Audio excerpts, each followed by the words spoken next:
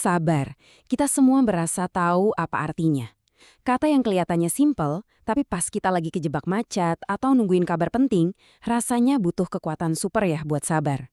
Tapi gimana kalau saya bilang kebanyakan dari kita itu cuma paham separuh dari makna sabar yang sesungguhnya?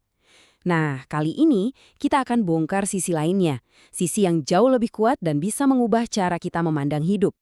Coba deh, kalau dengar kata sabar, apa sih yang pertama kali muncul di kepala Anda? Saya yakin, buat sebagian besar orang, jawabannya bakal sama.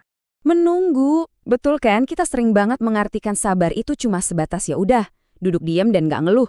Nunggu antrean, nunggu air matang, nunggu waktu yang tepat.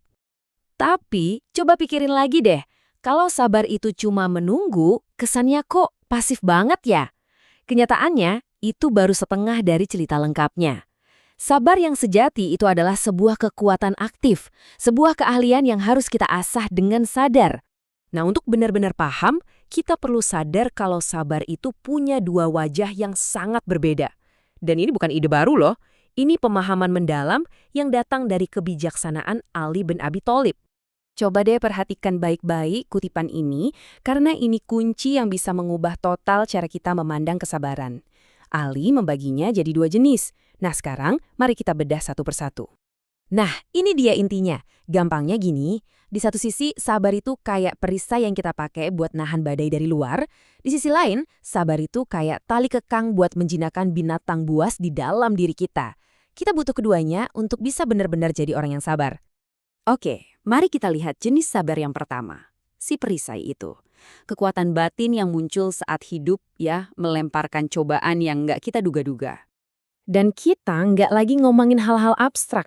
Kita bicara soal tantangan yang sangat nyata yang mungkin kita semua pernah atau akan hadapi. Rasa takut soal masa depan, tekanan finansial, bahkan kehilangan orang yang kita sayang. Momen-momen inilah ujian kesabaran yang sesungguhnya.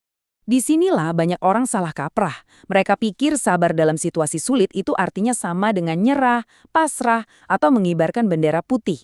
Itu keliru total. Sabar di sini bukan soal kelemahan, justru ini adalah wujud kekuatan tertinggi. Wah, kutipan ini ngasih gambaran yang kuat banget kan? Sabar itu bukan ilalang yang pasrah ditiup angin, tapi gunung yang berdiri kokoh waktu badai lagi ngamuk-ngamuknya. Ini bukan soal pasif menahan, tapi aktif bertahan. Oke, kita udah bahas perisai buat nahan badai dari luar. Sekarang, mari kita lihat tali kekang buat menjinakkan binatang buas yang ada di dalam diri kita. Jadi, setengah dari perjuangan sabar itu adanya di dalam diri kita sendiri. Waktu amarah, keserakahan, atau dorongan impulsif lainnya mau ambil alih, sabarlah yang jadi suara di kepala kita buat bilang, tunggu dulu. Coba deh pikirin contoh ini. Marah itu kayak kegilaan sesaat kan? Di momen itu rasanya meledak-ledak, tapi setelahnya yang ada cuma penyesalan. Nah, sabar itu adalah jeda, rem darurat antara kegilaan yang membara dan penyesalan yang membakar. Oke, jadi kita punya ketangguhan eksternal dan pengendalian diri internal. Kedengarannya keren ya, tapi apa artinya ini dalam kehidupan nyata? Sederhana saja, ini adalah jalan pintas menuju sesuatu yang kita semua cari, kesehatan mental yang sejati. Menurut WHO, kesehatan mental itu bukan cuma soal nggak sakit jiwa, tapi sebuah kondisi di mana kita bisa mengatasi stres, bisa produktif, dan merasa utuh. Inilah tujuannya kan? Nah, ini dia benang merahnya. Sabar itu bukan garis finish. Sabar itu lebih mirip kayak gym yang kita datangi setiap hari. Bukan buat melatih otot badan, tapi untuk melatih otot mental kita. Coba lihat deh ciri-ciri mental yang sehat ini.